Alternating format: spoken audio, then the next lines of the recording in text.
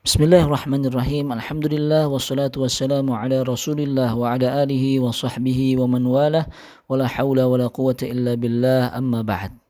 Ma'asyiral muslimin rahimani wa rahimakumullah. Assalamualaikum warahmatullahi wabarakatuh.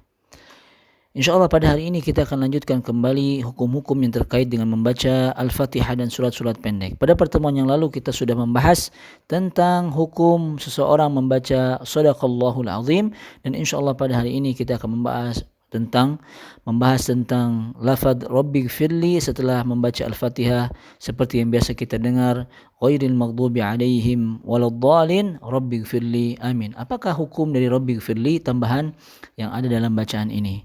Ma'asyiral muslimin rahimani wa rahimakumullah. Amalan ini berlandaskan pada sebuah hadis yang diriwayatkan oleh Imam Al-Baihaqi dalam kitab As-Sunan Al-Kubra yang berbunyi, an Wa'il ibn Hujr annahu sami'a Rasulullah sallallahu alaihi wasallam hina qala ghairil maghdubi alaihim waladdallin qala rabbighfirli amin. Dari Wa'il ibn Hujr, dia pernah mendengar Rasulullah sallallahu alaihi wasallam ketika mengucapkan ghairil maghdubi alaihim waladdallin, beliau membaca rabbighfirli amin. Bagaimanakah pendapat Syekh Ibnu Baz rahimahullah ketika ditanya tentang ini?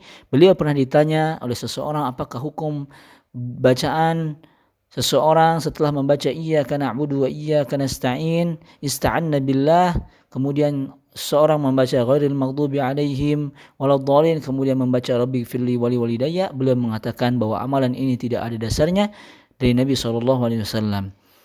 Kemudian apakah hadis yang diriwayatkan oleh Imam Al-Baihaqi tersebut bermasalah? Maka kita akan jelaskan. Sebagian kaum muslimin melakukan, mereka berdalil dengan sebuah hadis dari Wa'il bin Hujr bahwa Nabi SAW jika membaca Al-Fatihah seperti yang disebutkan tadi, maka inilah yang menjadi dasar dari amalan mereka. Hadis ini diriwayatkan oleh Imam Al-Baihaqi, Imam At-Tabarani dan lainnya, dan dinukilkan dalam kitab Nihayatul Muhtaj ila Syarhil Minhaj karya Ibnu Hajar Al-Haythami. Pengarang kitab Syarah Fathul Mu'in berkata, dan disunahkan membaca ta'min, yaitu lafaz amin dengan pelan dan panjang serta bagus, menambah dengan bacaan Rabbighfirli di ujungnya atau di ujung Al-Fatihah. Ini dikatakan dalam Syarah Fathul Mu'in.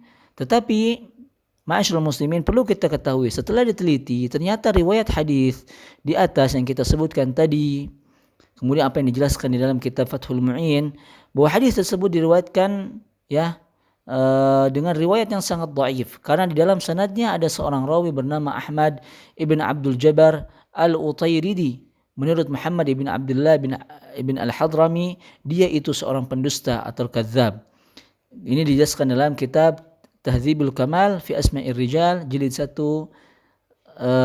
halaman 380 karya Al-Imam Al-Mizzi yang meninggal pada tahun 654, yang lahir pada tahun 654 dan meninggal pada tahun 742 Hijriah.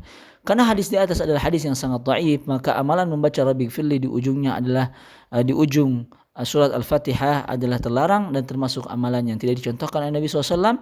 Dan dalam hadis yang sahih dari Abu Hurairah radhiyallahu taala anhu bahwa Nabi SAW bersabda, apabila imam telah membaca waladdallin maka ucapkanlah amin, dan ini diriwayatkan oleh Al-Imam Muslim rahimahullah. Jadi kesimpulannya adalah bahwa membaca Rabbighfirli setelah waladdallin terdapat hadis yang diriwayatkan oleh Imam Al-Baihaqi dan yang lainnya, akan tetapi hadis tersebut adalah hadis yang sangat dhaif, tidak bisa dijadikan sebagai patokan amalan. Akan tetapi yang disunahkan adalah setelah membaca waladdallin seseorang membaca amin. Itulah yang disunahkan oleh Nabi SAW, karena hadisnya adalah hadis sahih yang diriwayatkan oleh Al-Imam Muslim. Ma'asyiral muslimin rahimani wa rahimakumullah, jika kita telah kembali, apabila kita bermakmum dengan imam, kemudian imam tersebut membaca ghairil maghdubi alaihim waladdallin Rabbighfirli. Rabbighfirli ini artinya apa? Rabbighfirli ini artinya ampuni aku. Ada yang menambahkan lagi Rabbighfirli wali walidayya. Jika kita cermati maknanya, kenapa imam membaca Rabbighfirli padahal dia seorang imam, hendaknya dia membaca seharusnya Rabbighfirlana.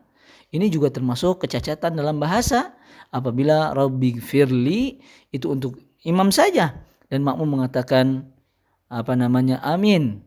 Kenapa tidak membaca Rabbighfirlana padahal di dalam doa-doa yang dibaca bersama menggunakan dhamir nahnu, yaitu kita.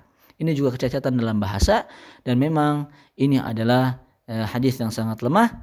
Maka mudah-mudahan kita semua diberikan petunjuk oleh Allah Subhanahu wa taala untuk mengamalkan agama Islam ini sesuai dengan apa yang diajarkan oleh Nabi sallallahu alaihi wasallam dan juga para sahabatnya. Demikianlah ma'asyiral muslimin rahimani wa rahimakumullah. Ini adalah akhir pembahasan dari surat Al-Fatihah dan surat-surat pendek dan hukum-hukum yang terkait dengannya. Insyaallah pada pertemuan yang berikutnya kita akan melanjutkan pembahasan yang baru, yaitu mengenal rukun-rukun Islam. Demikian yang dapat saya sampaikan. Wallahu taala a'lam. Wassallallahu ala nabiyyina Muhammadin wa ala alihi wa sahbihi ajmain. Wassalamualaikum warahmatullahi wabarakatuh.